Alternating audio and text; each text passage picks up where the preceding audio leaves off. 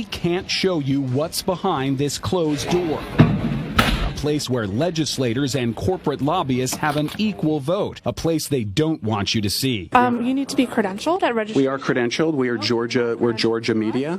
Are there legislators in there? Are there legislators in there? We are Georgia credentialed media. Here? Please step over here. What? There's Georgia legislators here. Are laws being made in there? This isn't the state capitol. It's a resort hotel in Savannah where lawmakers are wined and dined as members of the American Legislative Exchange Council, or ALEC. What is ALEC? It's really a corporate bill mill. I mean, they're cranking out legislation, putting it in the hands of legislators who go back and file it. Georgia Senator Nan Orrick would know. She was once an ALEC member. What happens in these back rooms? And there are votes taken that have the corporate folks at the same table voting with the legislators on what bills to pick. And that at its core just screams out inappropriate. You're telling me that in these rooms, a corporation has an equal vote with a legislator on a piece of legislation? They absolutely vote, and the truth be told, they write the bills. ALEC bills come complete with blanks where legislators need only fill in their state name, like the Asbestos Claims Priorities Act. This Georgia law that now prevents many asbestos victims from suing corporations matches the ALEC bill clause after clause, often word for word. The final vote was taken here at the Georgia Capitol, but the bill was first approved here,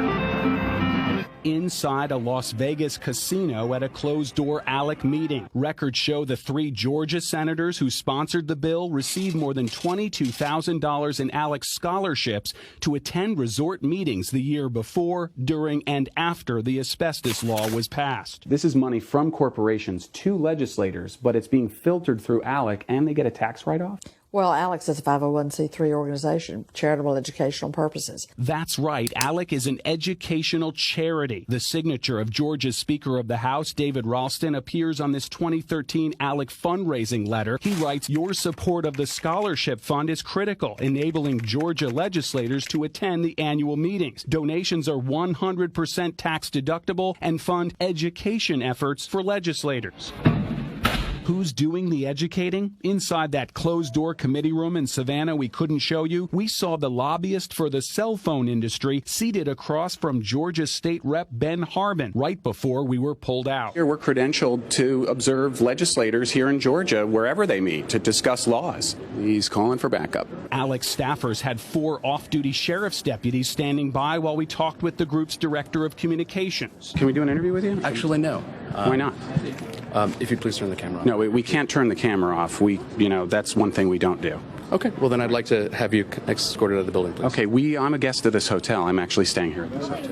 You are staying at this hotel? So here's the question is, if Georgia legislators are meeting here, we're credentialed right here to see Georgia legislators making laws. Are they discussing things that could become law here? Georgia legislators are here participating in discussions where they're learning from legislators from others. So why can't the people who elected them see the process? This is a private meeting. A private meeting paid for by whom? By our members and donors. Our lobbyists, correct? No. Are you here for this conference too? Are you a legislator? We met 2 lobbyists and a state representative from New England in the hotel bar the night before and recorded our conversation. You have to pay your own way for this Well, on a trip like this, that's where you would come in, man. On a trip like this, I'm the state sheriff of Alabama. Yeah. And I look for financial support, Right. lobbyists, the like,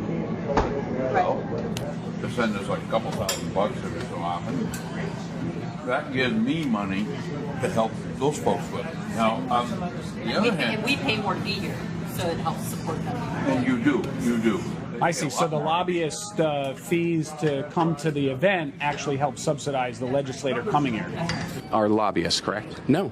They're not lobbyists? The ones that we recorded in the bar last night aren't lobbyists who are here members? He signals to the sheriff's deputies. We'll have to ask you to leave. All right, I'm a guest of the hotel, not sir? for long. Not for long. I'm here, but paying guest of this hotel, sir. We'll take care of that. Escort you up to your room and get your things. Did we violate some law or something? I mean, are we violating a law here? Don't say no. Don't say nothing. One of the Georgia senators who sponsored that asbestos bill, Renee Unterman, told the 11 Alive investigators she later dropped out of ALEC, calling it a group of angry white men controlled by industry, not legislators. Major corporations like Atlanta-based Coca-Cola have also dropped out of ALEC. Wow, eye-opening to say the least. Do lawmakers have to report payments for travel to these kinds of resort meetings? You would think, Brenda, but in Georgia, the answer is no. We filed half a dozen open records requests with Georgia legislators, including the Speaker of the House asking for receipts and reimbursements to ALEC events. Well, today we received this letter from their lawyer. Your request is denied. Quote, the General Assembly is not subject to the Georgia Open Records Law. In other words, lawmakers specifically exempted themselves from a law they passed to make Georgia government more transparent. It's a good thing you made it out there. Those armed guards were standing for you. Yeah, absolutely. I mean, This is just baffling. We'll stay on it. And we wouldn't know it had it not been for this report. No. All right, Brendan, Thanks. thank you. Mind blowing. Thank you.